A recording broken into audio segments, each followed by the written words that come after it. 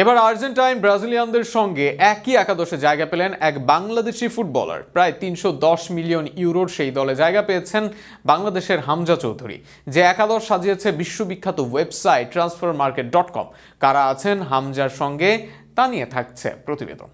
অ্যাটাকিংয়ে আর্জেন্টিনার জাতীয় দলের কাস্ত্রো, ডিফেন্সে ব্রাজিলের মুরিলো, আর মিডফিল্ডে বাংলাদেশের হামজা চৌধুরী।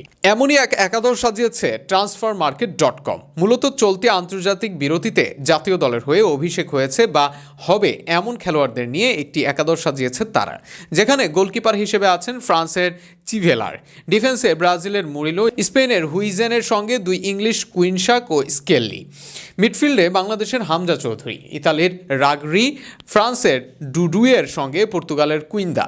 এছাড়াও অ্যাটাকিংয়ে আর্জেন্টিনার কাস্ত্রোর সঙ্গে বেইরিথ। ভারতের বিপক্ষে এশিয়ান কাপের বাছাই পর্বের ম্যাচ দিয়ে জাতীয় দলে অভিষেক হচ্ছে ইংল্যান্ডের ক্লাব ফুটবলের পরিচিত মুখ হামজা চৌধুরীর।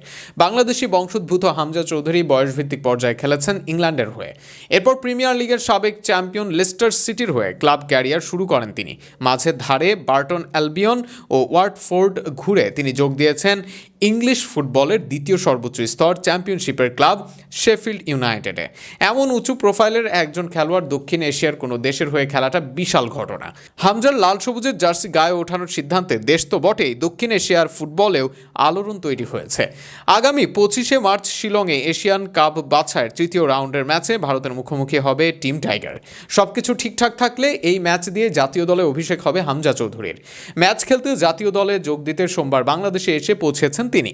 হামজা চৌধুরী দলে যোগ দেওয়ায় বাংলাদেশ দলের মূল্যমান বাড়ছে রকেট গতিতে। transfermarket.com এর তথ্য অনুযায়ী এখন এশিয়ার 19তম মূল্যবান স্কোয়াড বাংলাদেশের। বাংলাদেশ জাতীয় দলের স্কোয়াডের মূল্যমান 8.59 মিলিয়ন ইউরো, যা সাউথ এশিয়ার সর্বোচ্চ। তাই আন্তর্জাতিক অঙ্গনেও হামজার কারণে গুরুত্ব পাচ্ছে বাংলাদেশ দল।